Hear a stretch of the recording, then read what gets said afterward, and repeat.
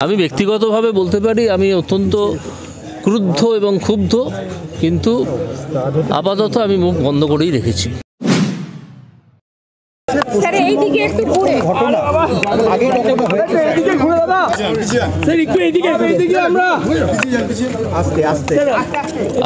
আগেকার কথা বলতে পারবো না, আমি তো খুব বেশি দিনের ব্যাপার নই।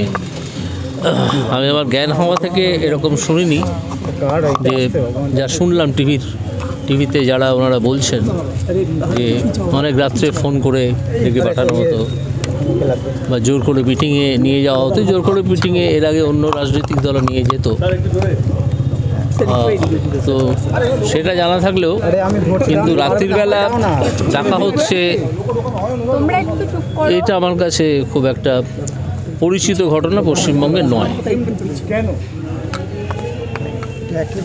এরকম একটা ঘটনা, এরকম একটা অভিযোগ মহিলারা করছেন এবং একদিন না দিনের পর দিন তার জন্য আমি ব্যক্তিগতভাবে বলতে পারি আমি অত্যন্ত ক্রুদ্ধ এবং ক্ষুব্ধ, কিন্তু আপাতত আমি মুখ বন্ধ করেই রেখেছি। তুলে দিয়েছে। হ্যাঁ, আদালত চেষ্টা করছে, আবার পুলিশ চেষ্টা করছে চিঠি চাপাটি করে তারা আবার 144 করুক না, আদালত তো আছে, আদালতের কাজ তো করছে। স্যার বলছি, লক্ষ্মী ভান্ডারের মিটিং এর নামে ডাকা হতো মহিলাদেরকে রাত 12টার সময়।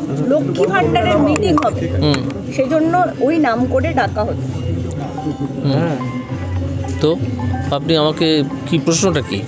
লক্ষ্মী ভান্ডারের তাহলে মহিলাদেরকে লালসাটা? না, সব জায়গায় তো লক্ষ্মী ভান্ডারের নাম করে ডেকেছে, এরকম ঘটনা কি ঘটেছে পৃথিবীতে বা ভারতে, পশ্চিমবঙ্গে? সব জায়গায় সব গ্রামে রাখছে, সব মৌজায় রাখছে, এরকম তো নয়। কোনো একটা জায়গায় করেছে, যারা করেছে তারা দুর্বৃত্ত, এবং এখানে একটা প্রশ্ন যেটা উঠে আসছে অনেকের মনে, যেমন আমার মনেও, সেটা হচ্ছে প্রশাসন কি জানতো না এরকম ঘটনা ঘটছে? এইটা একটা বড় প্রশ্ন হয়ে দাঁড়িয়েছে, যে প্রশাসন জানতো না, নাকি পুলিশ প্রশাসন জেনেও চোখ বুজেছিল। বুঝতে পেরেছেন?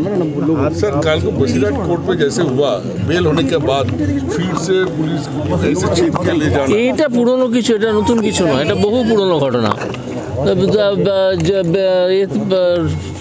কাস্টডিতে আছে, জেল থেকে বেরোলো, আর একটা ঘটনায় অ্যারেস্ট করে নেওয়া হলো সঙ্গে সঙ্গে। এ তো বহু রাজনৈতিক কর্মীকে বহুদিন ধরে করা হতো, এটা নতুন কিছু না, এটা হয়। অভিযুক্তদের উত্তম সরকার এদেরকে অ্যারেস্ট করা হয়েছিল, আবার গ্রেপ্তার করা হয়েছে কেন? মানে এদেরকে বললেন করা হয়েছে, পুলিশ মনে করেছে।